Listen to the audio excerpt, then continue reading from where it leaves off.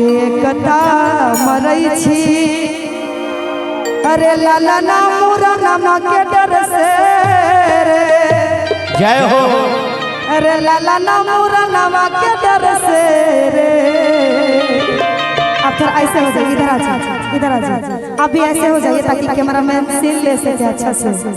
अरे लाला ना रे दो सारे रे मारई छी ना नदी के डर से के नाक के नदिया मांगे रे। लाला रे दो सारे रे मारई छी ना नदी के डर से नाक के नदिया मांगे ले। एकता मरई छी रे लाला ना मोरा नामा के डर से रे लाला ना मोरा नामा के डर से रे लाला ना रे दो सारे रे मारई छी ना नदी के डर से के नाक के नदिया मांगिए ले। लाला ना रे दो सारे रे मारई छी ना नदी के डर से नाक के नदिया मांगिए ले।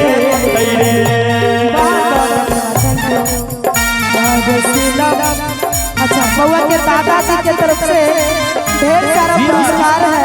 बहुत बहुत धन्यवाद, थैंक यू सो मच। क्या बात है, आप लोग नहीं लाए हैं, सोहर में मोहर लगाइए। ये लोग भी लाए हैं।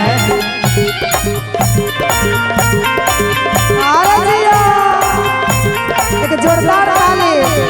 बहुत बहुत धन्यवाद फुआ जी।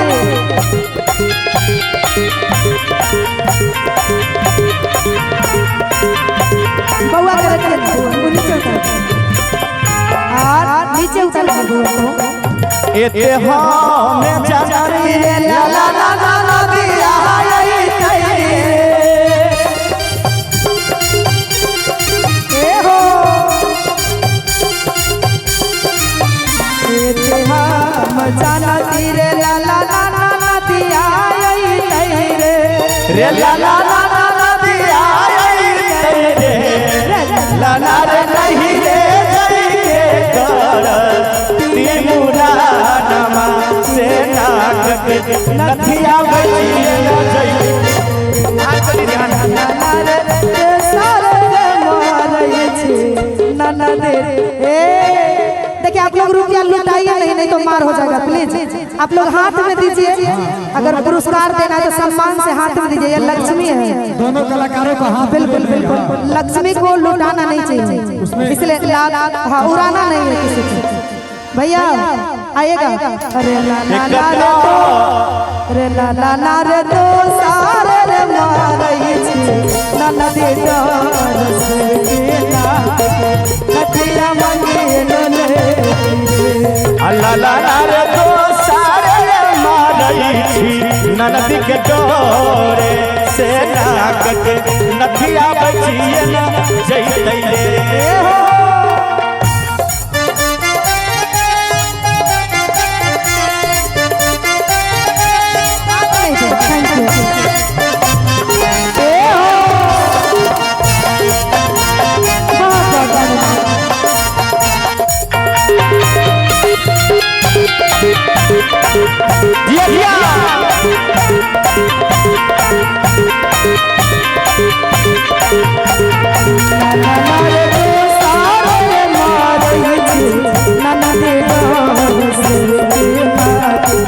नदिया बचिए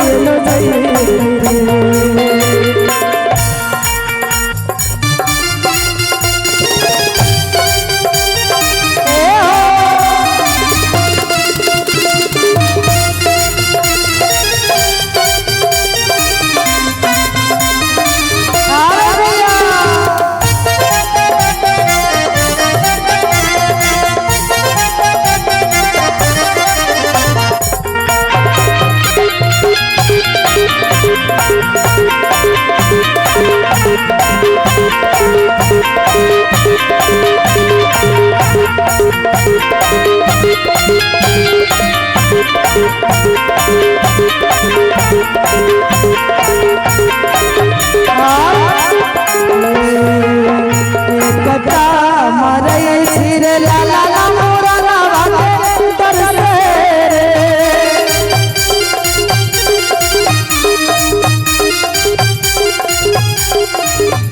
एकता मरई छिरे ला ला ला मोरा नावा के तरसे रे ला ला ला मोरा नावा के तरसे रे ला ला ला रे दो सारे रे मरई छि गोतिया तरसे के भोजवा भतवा बातिलो जई ला ला ला रे दो सारे रे मालई छी नदी के डोरे से भोजावा भतवा बातिलो जई रे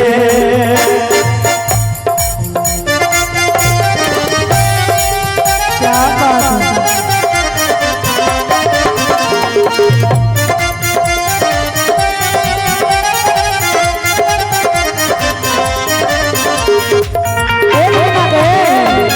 हेलो इन गाने मुझे आने दीजिए ये मेरा भैया आदमी देखो थोड़ा सा लिमिट में रहिए प्लीज भैया नहीं तो मार हो जाएगा जान जान लिमिट में रहिए आप अपना स्थान पे रहिए कहीं कुर्सी देख के बैठ जाइए समझ ठीक है आ रही कहेंगे बहुत ही प्यारा सा मंच भी टूटने वाले हैं। देखिए जितने भी लोग दूसरा कोई है प्लीज आप लोग मंच से उतर जाइए। अब बउआ के जितने भी मम्मी मौसी मामी लोग हैं वो रहेगी और जेंट्स लोग जितने हैं सभी लोग खाली कर दीजिए प्लीज नहीं तो मंच टूट जाएगा। बस कुछ ही देर में टूटने वाले हैं। जेंट्स लोग उतर जाइए प्लीज छोटा सा रिक्वेस्ट है और मामी मौसी मम्मी को रहने दीजिए। तब से आप लोग थे तो हम मना नहीं कर रहे थे ना प्लीज प्लीज पीछे से खाली कर दीजिए बजाने में डिस्टर्ब हो रहा है। म्यूजिशियन के पास जितने लोग हैं सबको खाली करवा दीजिए।